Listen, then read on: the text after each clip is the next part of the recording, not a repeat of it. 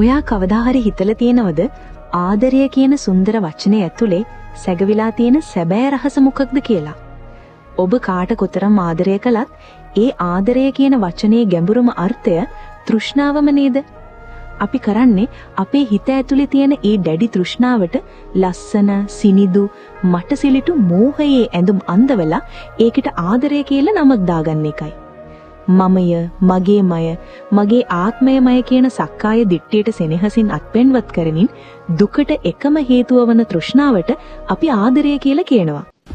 ඇත්තටම ඔබ මේ ආදරය කරන්නේ එළියේ ඉන්න කෙනාට නෙවෙයි, ආදරයේ නාමින් ඔබව මුලා කරන විඥාණය නැමැති මායාකරුවා මවන සිහිනයකටයි. බුදුරජාණන් වහන්සේ දේශනා කරනවා අතීත සංසාරයක් පුරාවට මේ ආදරයේ නාමයෙන් අපි හෙළු කඳුළු මහා සාගරයේ ජලයට වඩා වැඩි කියලා. ඉතින් මොහොතක් හිතන්න, ආදරයේ ආස්වාදය අපිට උරුම කොට දුන්න ආදීනවයන්ගේ තරම කොච්චරද? මහ පොළවෙන් 4න් 3ක් වසාගෙන තියෙන මේ මහා සාගරයේ ඉන්න එක මාළුවෙක් පවා අතීත සංසාරයේ ඔබේ පෙම්වතා හෝ පෙම්වතිය වෙන්න ඇති. එදා ඒ අය වෙනුවෙන් ඔබ කොච්චරනම් කඳුළු හෙලන්න ඇතිද? මේ ආදරයේ පසුපස තියෙන්නේ පටිච්ච සමුප්පන්න කඳුළු සාගරයක්. ඒත් අපි තවමත් කරන්නේ ආදරය කියන මුවාවෙන් තෘෂ්ණාව නැවත නැවතත් පෝෂණය කරන එකයි. විඥාණයට ආදරය කියන්නේ පට්ට ප්‍රණීත ආහාරයක්.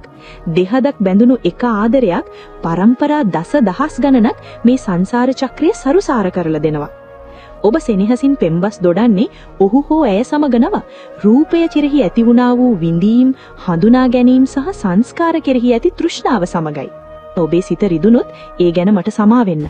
හැබැයි මේ අවිද්‍යාවේ යකඩින් හැදුණු තෘෂ්ණාවේ ඝනත්වය තේරුම් ගත්තේ නොතවොත් ඔබ හැමදාම මේ මායාවේ සිරකරුවෙක් වෙනවා. සැබෑ ආදරය කියන්නේ තෘෂ්ණාව වැඩියෙන් ආයෝජනය කරන එක නෙවෙයි. සැබෑ ආදරය කියන්නේ ආදරය දෙස උපේක්ෂාවෙන් බලන්න පුරුදු වෙන එකයි. පස්සය නිසා, එහෙම නැත්නම් ස්පර්ශය නිසා ඇතිවන වේදනාවන් වෙනස් වෙලා යද්දි, ඒ රූපයන් වෙනස් වෙලා යද්දි ඔබේ විඳීමත් වෙනස් වෙලා යනවා. අන්දී වෙනස් වීම අයිති කරගන්න දඟලන එකයි හැම දුකටම මුල. හැබැයි මේක වැරදියට තේරුම් ගන්න එපා. මේ කියන්නේ ආදරය නිසා පෞල් ජීවිත අවුල් කරගන්න කියන එක නෙවෙයි. සමහර අය මට දැන් ඔක්කොම එපා වෙලා නෝන කමටහනක් වෙලා කියනින් භාවනා කරන්න යනවා. හැබැයි ඒ ජීවිතවල භාවනාව තියා ආර්ය අෂ්ටාංගික මාර්ගයේ සෙවණලක්වත් නැහැ. සැබෑ ධර්මයේ වඩන කෙනෙක් කරන්නේ මායාව මායාවක් විදිහට හඳුනගෙන ඒ තුල නොයලී ජීවත් වෙන එකයි. ඔබ ඔබේ බිරිඳට, ස්වාමි පුරුෂයාට ඇති යුතුයකම් අකුරටම ඉටු කරන්න. හැබැයි ඒ ආදරයේ අස්සේ තියෙන තෘෂ්ණාවේ කඳුළු සාගරය නුවණින් දකින්න. ශීලය දුර්වල වෙනකොට රාගය විසින් අහිංසක ආදරය දැහැ ගන්නවා. අන්න එතකොට ආදරයේ නාමයෙන් ඔබට ඉතිරි වෙන්නේ වෛරය සහ පරිගැනීම විතරයි. තෘෂ්ණාවෙන් තොර උත්තරීත ආදරයක් මේ ලෝකයේ තියෙනවා. ඒ ආදරයේ ශාස්ත්‍රු වහන්සේ බුදුරජාණන් වහන්සේ. එදාට ඔබ තුල ආදරය තිබුණත් තෘෂ්ණාව නැහැ. උතුම් රහතන් වහන්සේලා අත්විඳින්නේ ඒ නික්ලේශී ආදරයයි. ඒ නිසා තවමත් ප්‍රමාද වෙන්න එපා.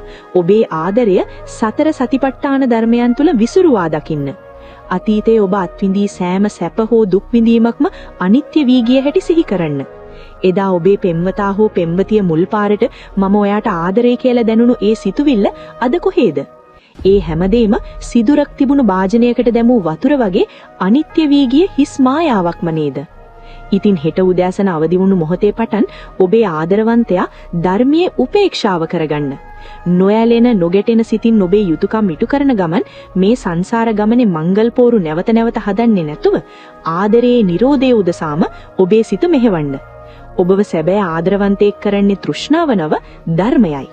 ඔයාලටත් කවදා හරි හිතිලා තියෙනවද ඔයා ආදරය කළේ මිනිස්යාට නෙවෙයි ඔබේම හිත ඇතුලේ තිබුණු තෘෂ්ණාවටයි කියලා? ඔබේ අදහස පහලින් කමෙන්ට් කරන්න.